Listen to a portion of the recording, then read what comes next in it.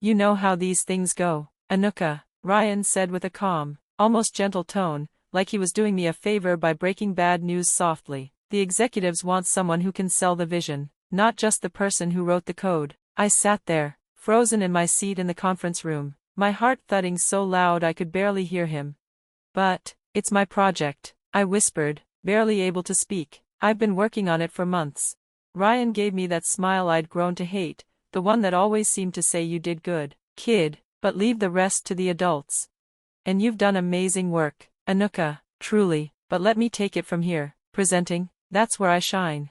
My name is Anuka Sharma. I'm 31 years old and have been working as a software engineer at Advantech Solutions for 8 years. I've built things, fixed disasters, and quietly pulled the company through more than a few close calls. My bosses always praised my work, on paper, at least. But in person, most of them probably wouldn't recognize me if they passed me in the hallway. You see, I'm not the type to raise my voice or interrupt a meeting just to be heard. I'm quiet, focused. I was raised to believe that if you work hard and stay humble, someone will notice. My dad used to tell me, if your work is good, the world will see it, no need to shout. That might have worked in school, but in the world of tech and boardrooms, silence doesn't bring recognition, it brings invisibility. Still, I didn't complain. I loved what I did. I loved creating something from nothing, watching a blank screen fill with code, turning into something useful and elegant. I didn't crave applause, I just wanted to build something that mattered. And that's exactly what I'd done with this project. 3 months ago, the company announced a huge initiative, revamping our client interface system. It was big, the CTO called it a moonshot, everyone wanted in. At the first planning meeting, ideas flew around like confetti. I'd already been researching and sketching out concepts for weeks. When it was my turn to speak, I stood up, laptop trembling in my hands. I pitched a sleek new application that used AI to make client interactions smarter and more personal. The room went quiet, people were listening, even Ryan, who usually spent meetings scrolling on his phone, looked up and nodded. This is interesting, he said. That was basically the highest praise he gave anyone. He assigned me to lead the development the next day. And just like that, I was all in. I worked nights, weekends, through holidays, while others logged off at 5. I stayed late, tweaking algorithms, running tests, rewriting features until they felt perfect. My desk looked like a war zone, coffee cups, granola bar wrappers, sticky notes everywhere. But I didn't care, I believed in what I was building. Ryan barely checked in. Now and then he'd pop his head in to ask vague questions like, "Everything good?" or "Need anything?" I thought he was trusting me to lead. Turns out, he was just keeping enough distance so he could swoop in later without getting his hands dirty. By the time the app was ready, it wasn't just functional, it was beautiful, smart, clean, and better than anything we'd ever shipped. I even added a subtle signature deep in the code, a string only I would recognize, my quiet way of saying, "I made this." Then, 2 weeks before the internal demo, Ryan called an unplanned meeting. I figured we were going over the final polish. Instead, he dropped the bomb. "We're set for next week's presentation," he said casually. "I'll be presenting on behalf of the team." I blinked. "Wait, you're presenting?" "Of course," he said smoothly. "That's part of my role. Don't worry, Anuka, you'll get credit." I stared at him. "But I've been working on this day and night. I know every piece of it." "Exactly, you've done an incredible job, but execs don't want technical talk, they want the big picture. Let me take it from here. It's better this way." The room was silent. My teammates avoided eye contact. Most of them hadn't even been that involved, and no one was going to speak up for me. I opened my mouth to protest, but no words came out. So I just nodded and walked out, stomach churning with anger and disappointment. That night, I called my best friend Maya. She was picking out wedding decorations when I called, but as soon as she heard the shake in my voice, she told her fiancé to give her a moment. "What's going on?" she asked. I told her everything, the meeting, the presentation, Ryan claiming my work as his own. "That snake," she hissed, "you cannot let him do this."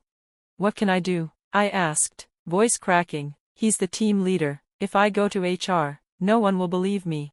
There was a pause, then Maya asked, "Do you have proof?" The question echoed in my mind for hours.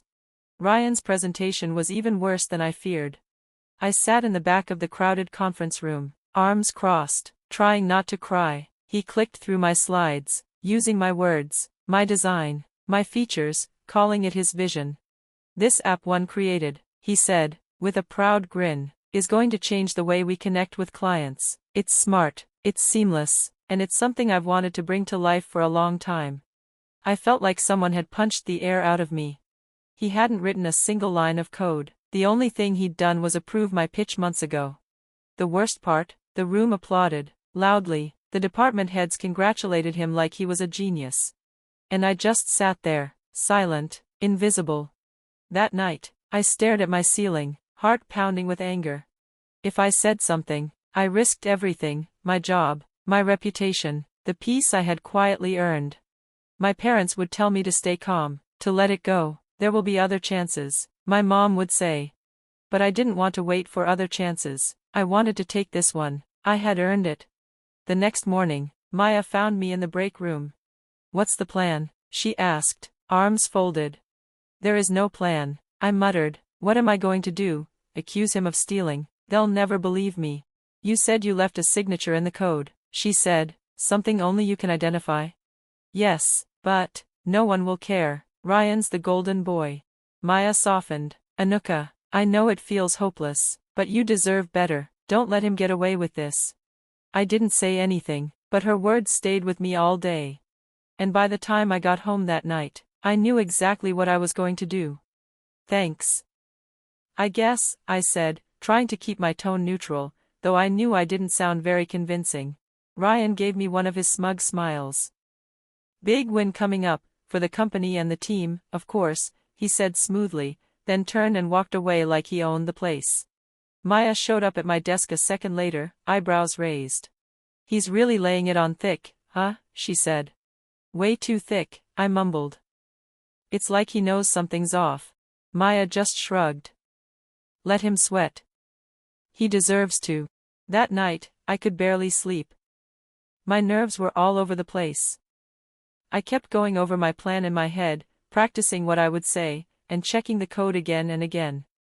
My laptop glowed in the dim light of my room, the digital signature on the screen reminding me that everything I had built was real, and mine. I stared at it like it was a lifeline, my proof that I was telling the truth. Eventually, I collapsed into bed. For once, instead of feeling scared or overwhelmed, I felt hopeful. Maybe, just maybe, tomorrow would finally be the day it all turned around. The next morning, the tech summit felt like something out of a movie, giant, buzzing with energy, full of people who looked like they belonged in glossy magazine spreads. The venue was a huge glass-walled conference center in the middle of the city. Every direction I turned, there were investors, reporters, executives, and people pitching their next big idea. The air practically hummed with excitement. And then there was me, nervous, clutching my laptop bag like it was a safety blanket, and trying not to completely lose it.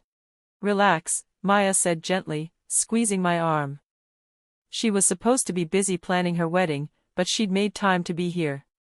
I knew she'd cleared her schedule just for this. "You've got this. Just stick to the plan." I nodded, though my heart was racing. Ryan was going to be on stage in less than an hour. I already knew what would happen. He'd act like he created the app, walk everyone through it like it was his personal masterpiece, and take all the credit again. But this time was different. This time, I was ready. The auditorium was enormous, filled with rows of sleek chairs and glowing screens. I found a seat near the back, tucked into the shadows, and watched as Ryan walked confidently onto the stage.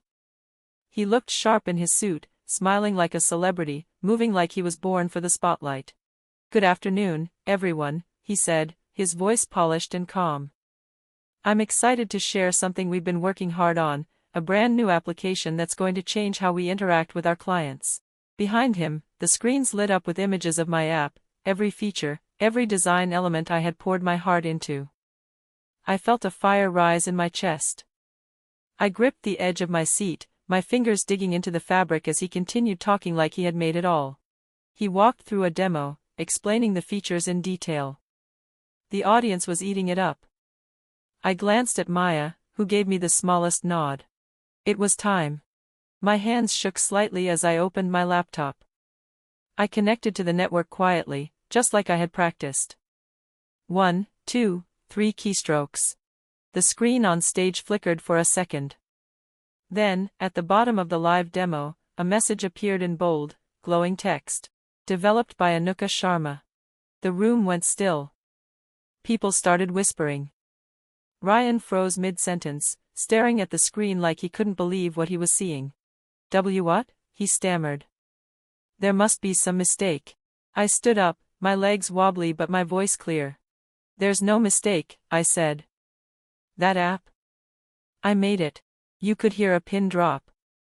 Every eye turned toward me as I walked down the aisle, holding my laptop tight. This whole project was mine from the start. I built the design, wrote the code, tested every part of it. I have proof. When I reached the stage, I opened the app's code for everyone to see. I zoomed in on the section with my digital signature, a unique marker only I knew how to embed. If you look right here, I said, pointing, you'll see a digital signature. It's hidden deep in the code and can't be faked. My initials are embedded across several key modules. This is how I protected my work. People in the audience leaned forward, whispering again. The signature glowed brightly on the screen. Ryan's face turned pale. He looked like someone had just pulled the floor out from under him. Anna, he hissed under his breath. You're making a scene. No, I said firmly, looking him straight in the eye. I'm telling the truth. Within minutes, several senior executives rushed onto the stage. They looked confused, some even stunned. I calmly explained everything, how I developed the app, the signature, and how Ryan had presented it as his own. As I spoke, I could feel the mood in the room shift. Skepticism turned into realization. Then, slowly, into respect. Ryan tried to defend himself.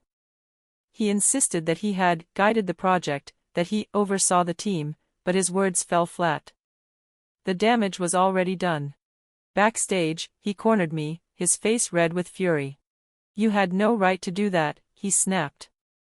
Do you know how unprofessional that was? I crossed my arms and stared him down.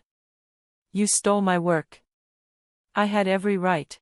He started to argue again, but before he could say more, David Chen, one of the company's directors, stepped in. Ryan, he said sharply. We need to talk. And just like that, Ryan was escorted away. Maya appeared beside me, beaming.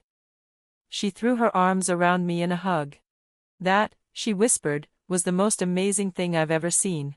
For the first time in so long, I felt like I could breathe again. I had spoken up. I had reclaimed what was mine. The rest of the summit was a blur. Ryan vanished after that, and the whispers followed him like a shadow. People kept stopping me in the halls, some congratulating me, some just staring like they'd never really seen me before. I didn't know you had it in you, one coworker said. Another added, I always thought you were smart, but that took serious guts. I smiled politely, but deep down, I was still processing it all. The recognition felt good, but I couldn't help wondering why it had taken such a dramatic moment for people to finally notice me. The next morning, Ryan's desk was empty. Word spread fast that he'd been put on administrative leave while the company investigated. I didn't feel bad. I felt relieved.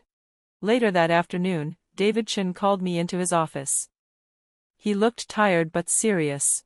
Anuka, he said gently, first off, I want to apologize. We should have seen what was happening. I shook my head. It wasn't your fault. Ryan was careful. He knew how to cover his tracks. David sighed. That doesn't excuse it. What he did was unacceptable. We're putting new checks in place to make sure this never happens again. And more importantly, you deserve recognition. The following week, during the company-wide meeting, David did something I'll never forget.